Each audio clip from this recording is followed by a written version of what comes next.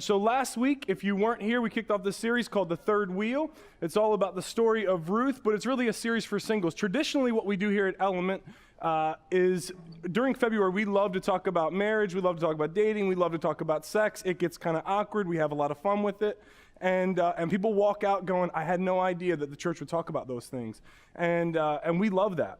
But we've never really done a series for singles, but what we've realized is that we have a lot of singles that are just a part of Element. And so we want to make sure that we don't just speak to married people, but that we talk to single people as well. But this series, as we learned last week, really isn't just for singles. It's one that can apply to any of us in any stage of life. What we learned last week, I just want to catch you up, and then I'm going to get into this week. What we learned last week was Ruth is loyal, and we talked all about her loyalty to Naomi, her mother-in-law, after her husband dies.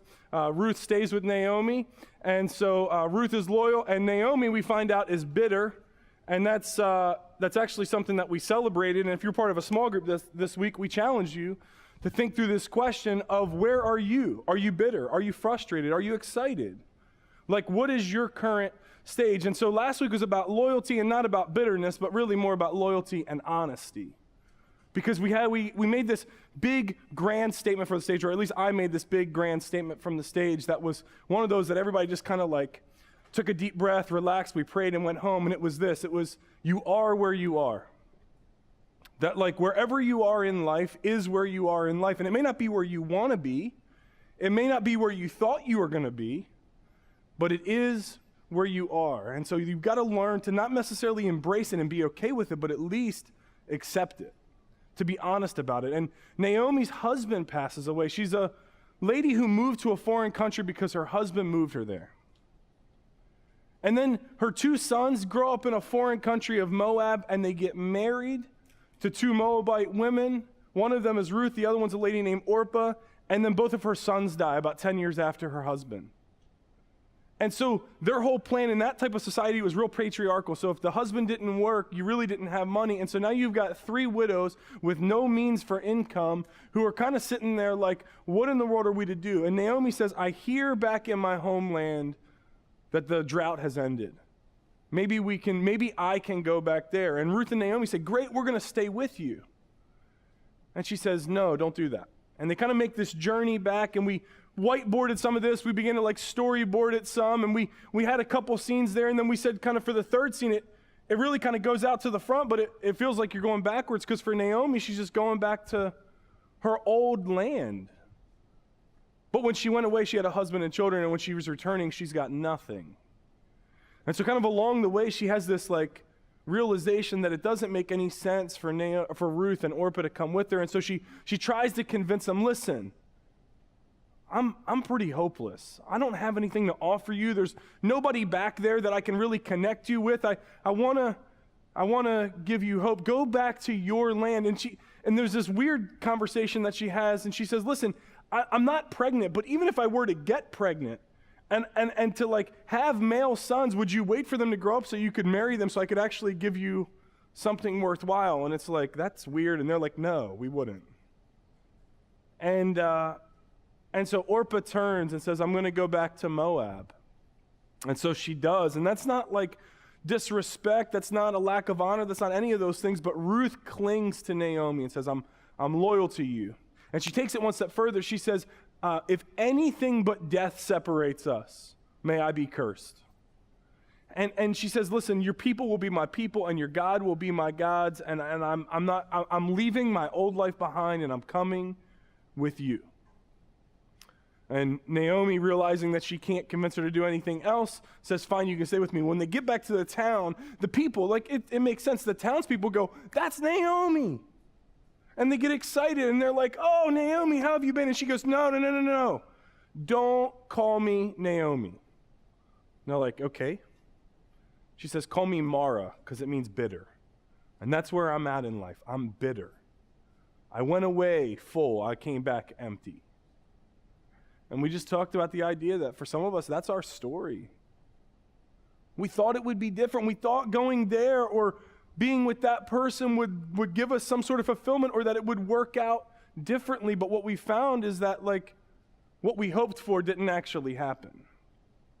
And see, that's really what I want to lean into this morning. So we're going to continue in the story of Ruth. We're going into Ruth chapter 2, which is like scene 2 of the play of Ruth. And we're going to talk about kind of like what's going on and what's happening. But if last week was about loyalty and honesty, this week is about hope and celebration. But I need to give you one piece of clarity. It's not about like blind hope that doesn't require anything from us. It's not about like this hope that's like cross your fingers, cross your toes, like just wait on something to happen. You know, like there's this old pastor's story, and it's a bad joke, but I'm going to tell it anyway. And it's a story about a guy who lives in an area that floods often. And I actually knew people like this. When I lived in North Carolina, like it was an area that when hurricanes would come and things like that, like the area would just flood. And there were certain people that like when the hurricane was coming, it didn't matter how bad the storm was predicted, they were not leaving. And I'm from Maryland, I'm out. Like I'm going home, forget this is stupid. If you want to sit here and be drowned, then you're dumb. I don't get it. And I would leave town. But there were certain people that are like, if we left every time a storm would come, and we'd be gone all the time. And I'm like, no, you'd be gone like once a year. But in any case, they were convinced that they had to stay. And so they'd stay. And so there's a story of a guy who stays in an area like that, and the storm starts to come, and the winds are blowing, and the rain is coming, and it begins to flood. And it begins to block the street, but his neighbor's got a pickup truck, and he goes and he prays, and the man prays. He says, God, I pray that you would save me. And he has this vision and this hope that God would like reach down his hand out of heaven, like Psalm 40 verse 2 like type stuff that's like, you picked me up out of the muck and the mire and you put my feet on solid ground. And he's like, God, I'm holding on to that verse, and I'm waiting on you to reach down and you to pick me up and you to put my feet on solid ground. And his neighbor comes to him and he goes, man, the storm is bad and it's not getting any better. I got a pickup truck. I know your car's not going to get us out of here, but I can take my truck, get in. He says, no. I'm waiting for God to save me. And the man says, okay, I'm out. I'm not getting stuck here. Well, the flood continues and the waters continue to rise. The man's made his way up in his house. He's kind of on like the second level of his house, and the flood waters are out there, and a rescue boat comes by.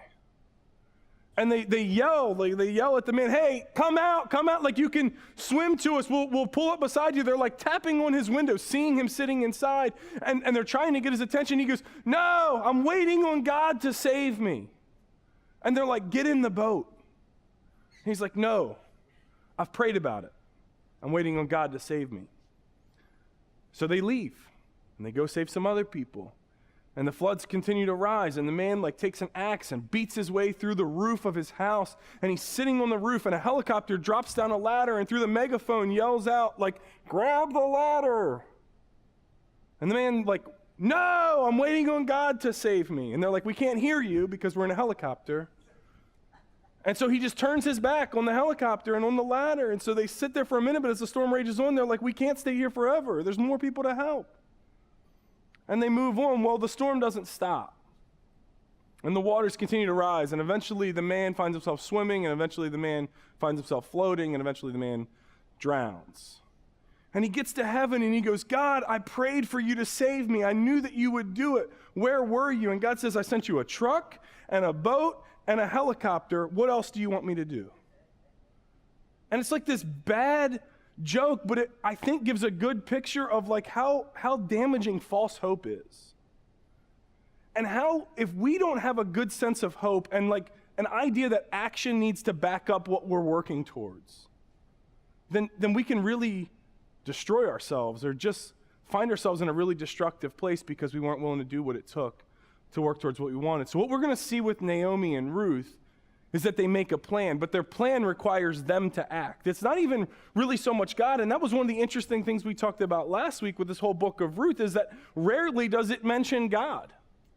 What we see more so is how the providential will of God, like, and we talked about that a few weeks ago, is worked out through the decisions of people.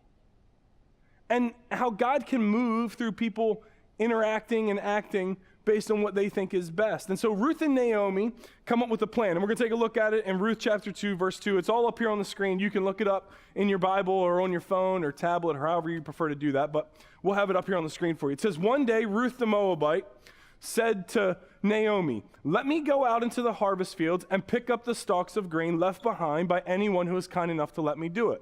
And Naomi replied, all right, my daughter, go ahead. So Ruth went out to gather grain behind the harvesters, and as it happened, she found herself working in a field that belonged to Boaz. Now, I don't think this is as coincidental as the text makes it seem. I don't think Ruth knows whose field she's going to, but I think God is moving here and working some things because Boaz is the relative of her father-in-law, Elimelech.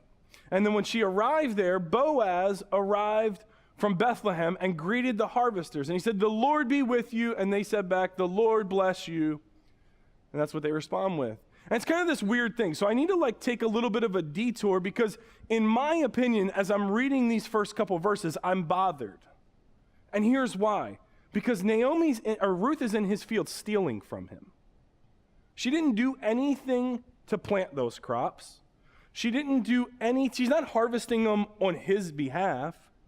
She's out in the field following around the workers and collecting what they miss. And Boaz gets there and goes, "Hey," and she's like, "Hey," and everything seems to be cool. And I'm like, that's not cool.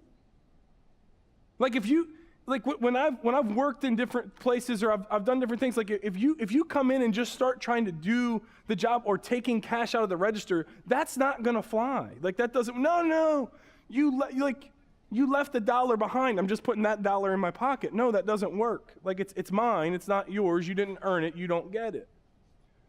But see, what is actually happening here is a result of a command from God from centuries before.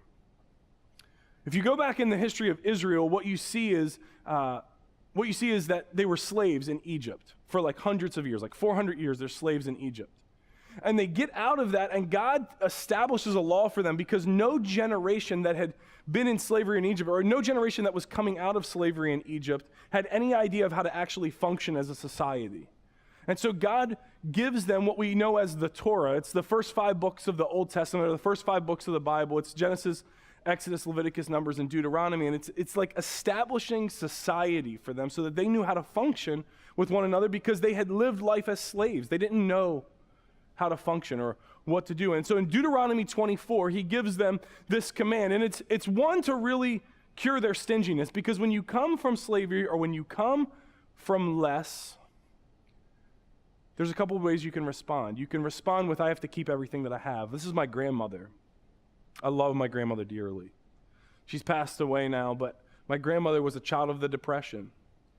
And she didn't trust a whole lot. She didn't trust banks. She didn't really trust anything. She had all kinds of money underneath the mattress. And when she passed away, my grandfather had already passed away. When my grandmother passed away, they found little mason jars and cans and different things. I remember going to my grandmother's house and everything, every leftover, every real dish in the house was in a country crock butter dish, which always bothered me because I was expecting to get butter and I got spaghetti sauce or mayonnaise or something. And it was always kind of gross because you really never knew what to expect. And I was like, Nanny, that's who she was. And I was like, why don't we just get Tupperware? Wouldn't that be? No, I'm not spending the money on that. She was real frugal because she was always convinced that somehow the Depression was going to happen again. She didn't want it to, and she wanted to be prepared for it if it did. And so, she lived life. She wasn't a stingy person, but she lived life protecting everything that she had. And I feel like God understood that about his people, that they could walk out of this situation going, "I'm going to earn what's mine, and I'm going to work hard for it, but I'm going to protect what I have." And so he gives them this command in Deuteronomy 24, and I'm going to give you just a couple parts of it here, but it says, "Never take advantage of the poor and destitute laborers. Whether they are fellow Israelites or foreigners living in your towns, you must pay them their wages each day before sunset because they are poor and they're counting on it. If you don't, they might cry to the Lord against you, and it would be counted against you as sin." So basically, pay people when they work for you. This was a classic thing that we saw people, and we even saw Jesus address it centuries later, or thousands of years later, where Jesus says, "Listen, you need to pay the people when they come. And they work for you. They deserve a wage. Give them what they deserve." But then God goes on and he tells the people, when you're harvesting your crops and forget to bring in a bundle of grain from your field, don't go back and get it. Leave it for the foreigners, the orphans, and the widows. And then the Lord your God will bless you in all that you do. And when you beat the olives from your olive trees, don't go over the boughs twice. Leave the remaining olives for the foreigners, the orphans, and the widows. And when you gather the grapes in your vineyard, don't glean the vines after they've been picked. Leave the remaining grapes for the foreigners, the orphans, and the widows. Remember that you were slaves in the land of Egypt, and that's why I'm giving you this command. Remember where you came from, because I'm leading you to something better. And though I may be blessing you now, you still need to bless those who might be behind you. And I read this passage this week, and I read the whole thing in Ruth as I was reading to preach, and I wasn't really planning on going to Deuteronomy, but as I read it, it bothered me, and so I had to go a little bit further, and I read Deuteronomy, and as I read Deuteronomy, I feel like there's a political statement that might need to be made, and at times at Element, I get asked from people, what do you think about politics? And people most of the time just ask my view, understanding that my view doesn't necessarily speak for the entire church, but I just want to speak clearly because there's a lot in here about how we care for foreigners. And there's a lot going on in our nation about how we care for foreigners or how we don't care for foreigners. And so I want to speak to kind of both sides because I don't think either side politically gets it right. So the people that want to build the wall and get people out of here in the most extreme form, somehow purifying our country of those people, that's nothing short of racism. And I'm not saying building a wall is racism. I'm saying that viewing people as less than because they come from a different place is nothing short of racism, and it needs to be repented of. And you need to get right with Jesus about that because he needs to heal some brokenness inside of you, and you got some things to work through. And I'm willing to help you, and you're welcome here at Element, but that philosophy is not welcome here at Element. And we're real clear about that. But then on the other side, there's a group that just says, yeah, let's let everybody stay and the government can take care of them. But that's not what God's teaching here either. God says, the grain in your field, leave it behind for them. The grapes in your vineyard, don't pick all of them. You take something out of your pocket and you help people that are in need. And so here's what I'd like to say on behalf of Element. Yes, people are welcome among us. We can debate about whether we should let more people into the country or not. That's not really a debate I want to get into. But according to this verse and according to what we see again from Jesus about how we care for the foreigners among us, is that we're called to care for them. They're people. I said this a couple weeks ago about homeless people, and you guys loved it. I'm saying it again about foreigners among us. They're people. We need to care for them. But then at the same time, we need to dig into our own pocket and actually help people, because it's not up to the government to come up with another plan or another program, because we all understand, for those of us that in here that work for the government does nothing quickly. And I'm not trying to be insulting, it just doesn't. It's a massive ship to turn around. But we can dig into our pocket and help people tomorrow. And so stop expecting somebody else to do it. Embrace your calling. Be welcoming and be generous. I think we'll make the world a little bit of a better place, at least the world that's around us. But the story of Ruth continues. It doesn't just go into political rants, and I don't really like doing political stuff, but when I feel like Scripture speaks to it, my politics submit to my Scripture, not my Scripture to my politics. So I feel like at times I just got to speak on it. In any case, Ruth continues. It says, Boaz asked the foreman, who is that young woman over there? Whom does she belong to? Now, this is interesting. I want to storyboard this a little bit, but I got to catch you up. So we have my lovely stick figures are coming back, right? We got Ruth, and we got Naomi, and I don't really even know how to describe this because they're really just coming up with a plan. So it's a meeting of the minds, and they come up with this plan that says, I'm going out, right? I don't know. Just, forgive my lovely drawings here. But we're going to see this pattern this week and next week, so I want to make this clear. So Ruth and Naomi plan, all right? That's what they do. They come together, they come up with a plan that involves them taking some action, and then they begin to act on it. And then the second thing that we're going to see this week and next week is that Ruth meets Boaz. And I believe these are providential meetings. I believe God's working through them, even though he's not mentioned in them. But we get Ruth meets Boaz. But what we see with Boaz is that Boaz is interested in Ruth. Now, we had a discussion about this in a guy's small group recently, and there's some people who would say Boaz is just concerned for who this young woman is. And there's some other people in the room, myself included, that would say Boaz is interested in who this young woman is because she's attractive to him. All right? So however you need to see Boaz, you see Boaz. I don't really care, but they wind up getting married. So just, I think there's some interest there. Yeah. So Boaz asked the foreman, who's that young woman over there? Who does she belong to? And the foreman replied, she's the young woman from Moab who came back with Naomi. She asked me this morning if she could gather grain behind the harvesters, and she's been hard at work ever since, except for a few minutes rest in the shelter. So Boaz is interested in somebody and begins to find out about her character. That's step one. Like he begins to ask around about her. If you're single and you're trying to figure out how do I date somebody or how do I know if somebody's worth dating, ask their friends about them. I'm not saying ask their friends to ask them out. That's middle school, right? By the way, we're in the middle school. I noticed something about the middle school as I was coming in this morning. I was putting a sign out, and this is a side note that has nothing to do with the message, but just track with me. It's a relevant point to us here at Element, is that the mascot of Dwight D. Eisenhower Middle School is the Eagles, which gives me some excitement because I am not a Patriots fan, and it just gives me something to celebrate last week even more. When I walk in this school, I know we're Eagles fans. You know, I'm not going to spell it out or chant or any of that stuff, but sorry for the side note. In any case, getting somebody else to ask out the girl you're interested in or the guy you're interested in, that is middle school. Don't do that.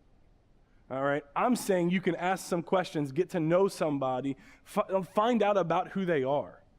What's their story? Why are they here? What's their deal? Like, understand a bit more about them. And then it continues and it says, Boaz went over to Ruth. And he says, listen, stay right here with us when you gather grain. Don't go to any other fields. The way this would traditionally work is that Ruth would go to like Boaz's field today on Monday, and then on Tuesday go to somebody else's field, and Wednesday go to somebody else's field, because you wouldn't want to just like take advantage of one farmer. And so they would move around and they would do stuff. And he says, no, I don't want you to do that. You come back to my field anytime you want, and you harvest grain here. Don't go to any other fields. Stay right behind the young women working in my field. See which part of the field they're harvesting, and then follow them. And I've already warned the young men not to treat you roughly. And when you're thirsty, you help yourself to the water that they have drawn from the well.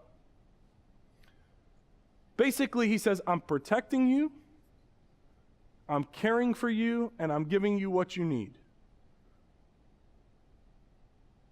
He's providing meals to her without expectation of something else. This is like dinner with a kiss at the door instead of an invite in.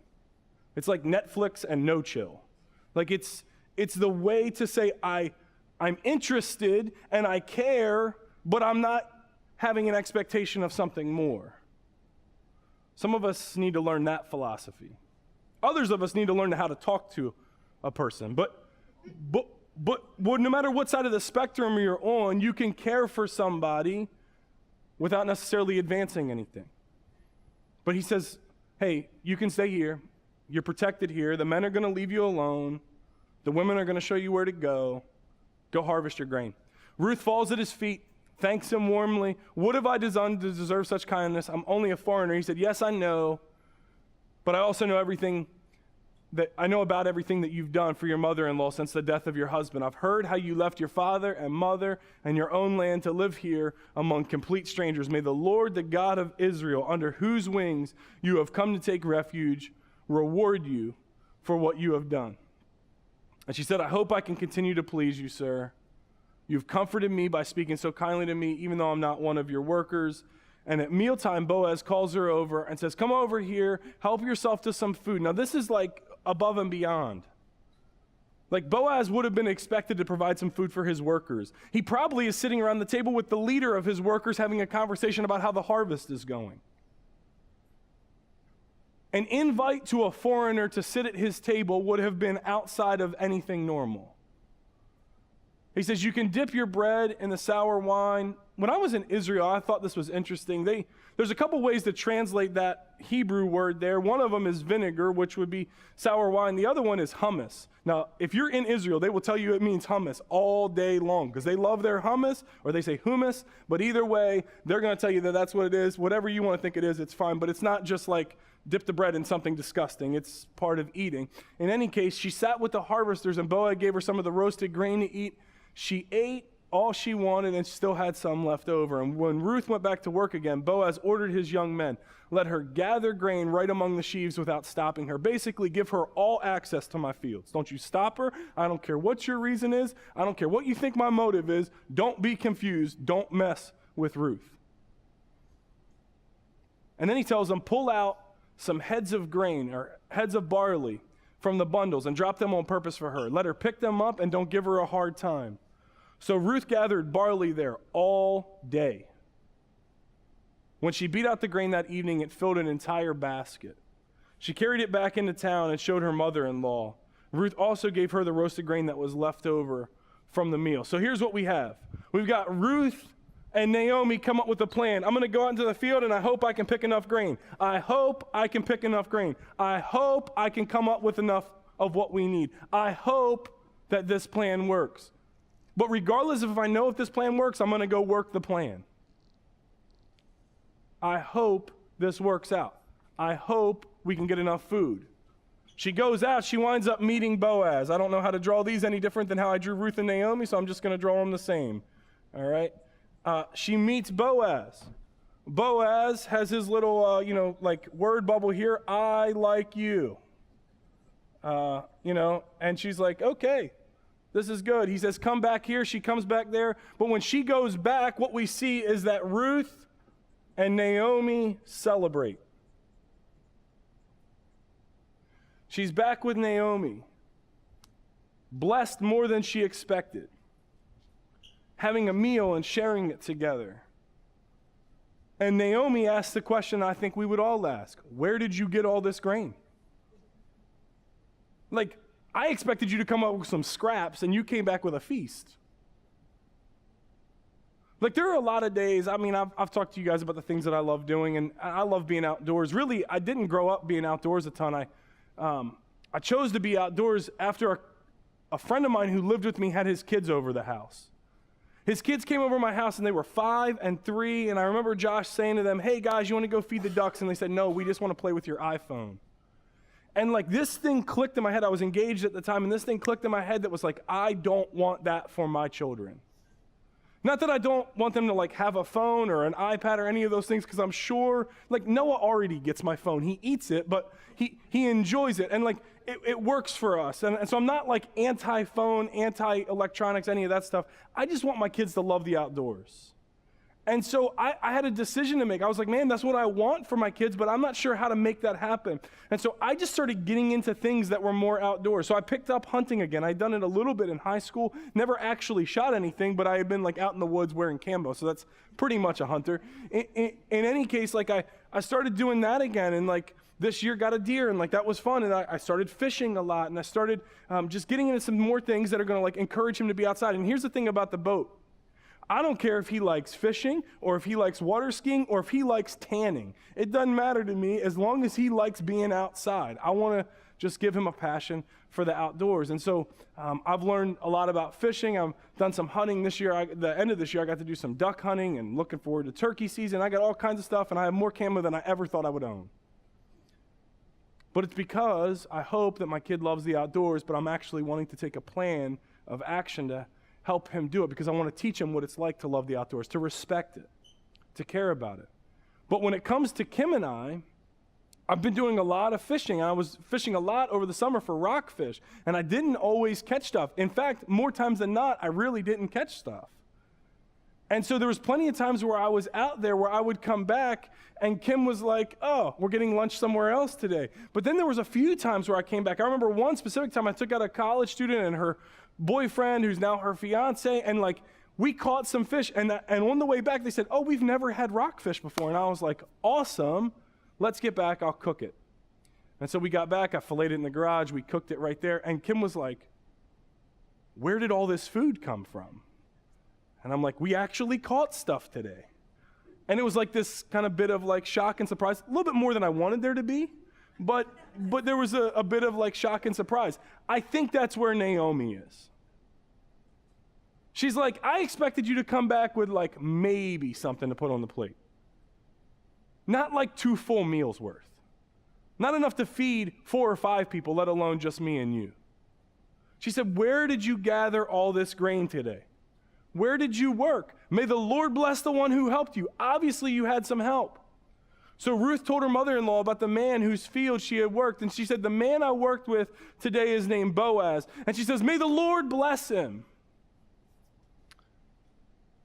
He's showing kindness to us as well as to your dead husband. That man is one of our closest relatives, one of our family redeemers. Now, that's a weird term. We're going to get into it next week. That's, in fact, what next week is all about, is this idea of a kinsman redeemer or a family redeemer. But the story continues, and Ruth said, what's more is that Boaz even told me to come back and to stay with his harvesters until the entire harvest is completed.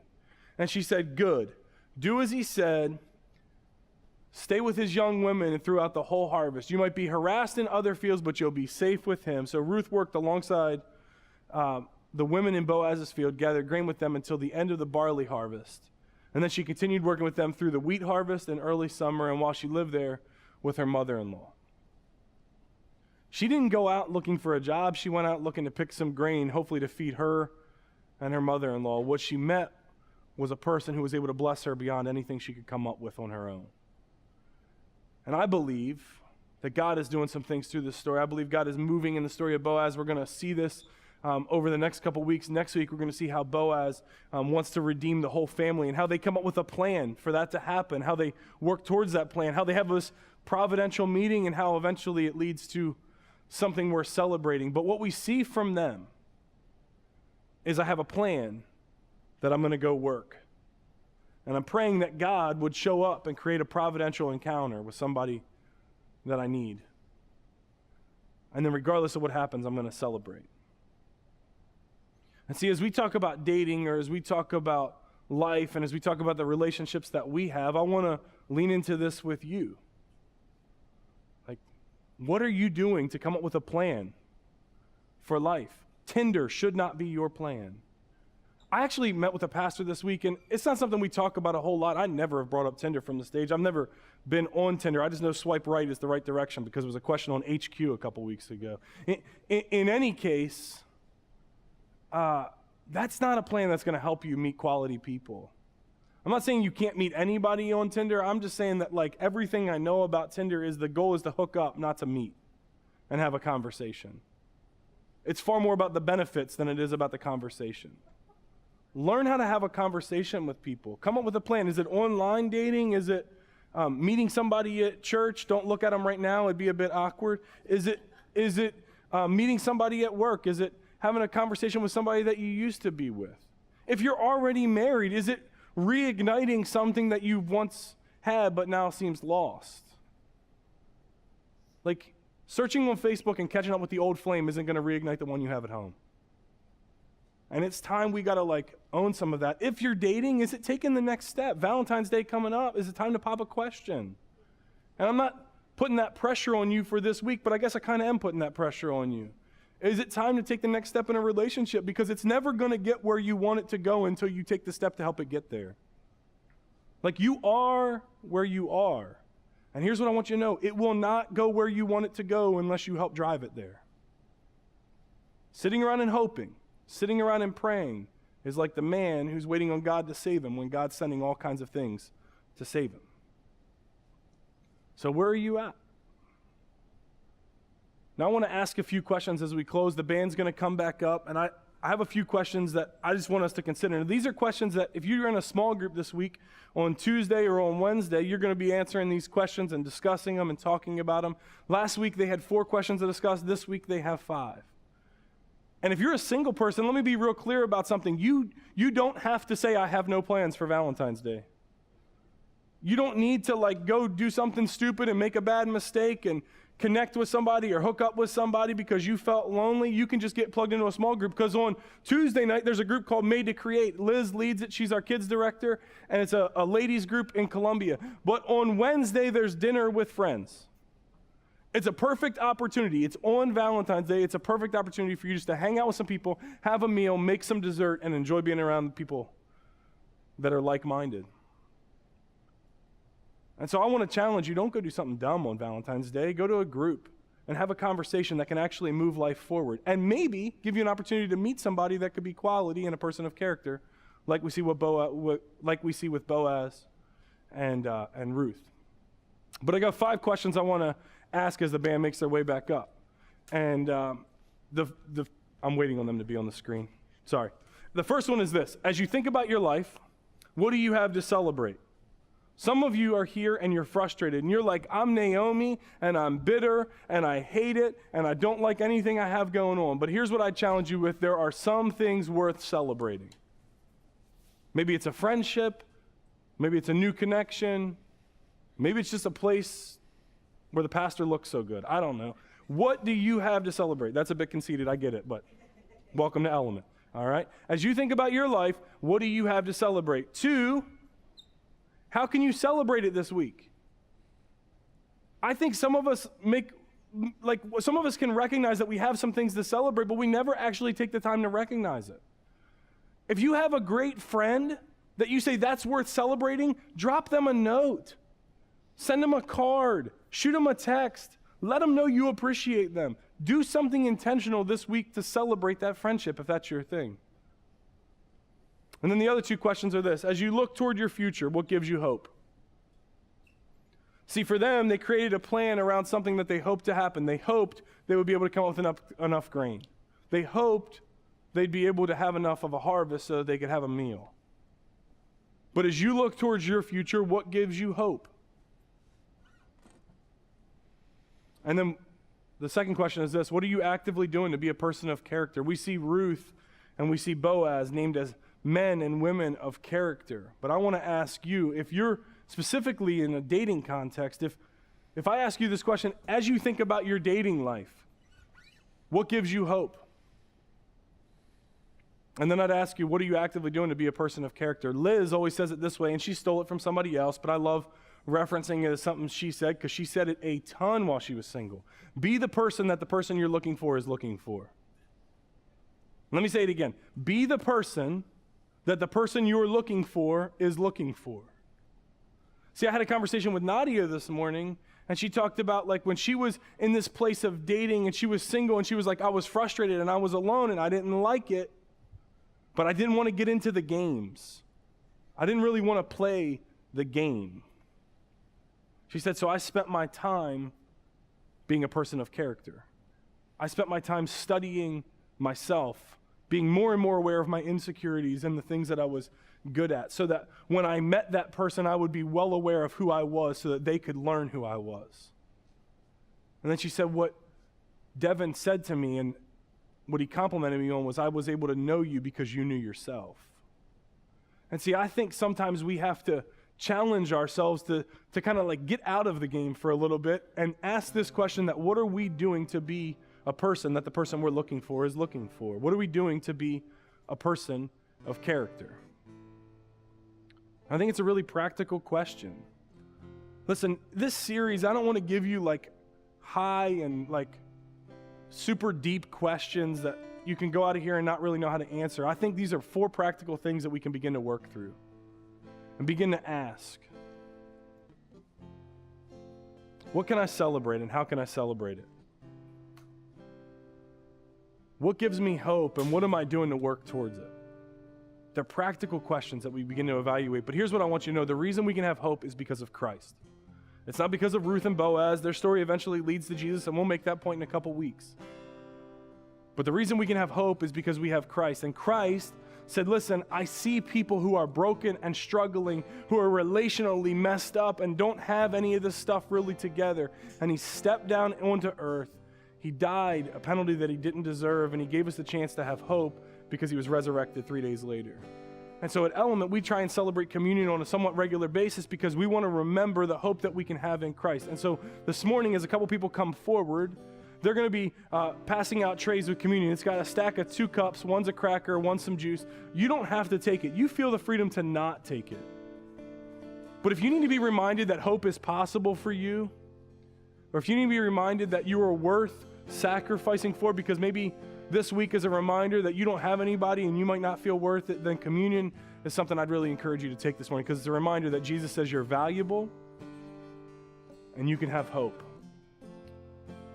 And so as you get that, you can just eat the cracker and drink the juice. That's the way I'd suggest doing it, because the cracker can be a bit dry. But it's a reminder of the sacrifice that Christ paid for us. They're going to keep passing it out, and I'm going to pray for us, and the band's going to lead us in one final song of worship, and we're going to head out this morning. But I want to thank you guys for being here. I want to encourage you to be part of the groups this week.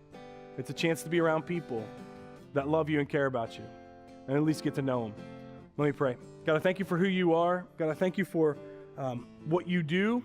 And I thank you for the story of Ruth and Boaz, God, that even in a story that's a lot like ours, where you might not be mentioned all the time, where we may not be praying 24/7, or somebody might not have spoken a prophetic word over us, whatever that even means.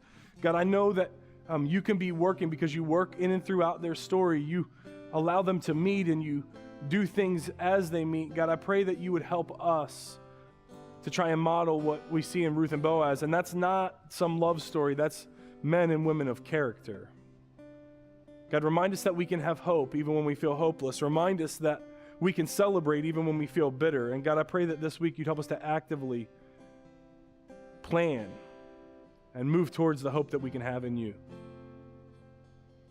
God, thank you for loving us. Thank you for bringing us here this morning. I pray that you bless us as we sing one final song. It's in your name I pray. Amen.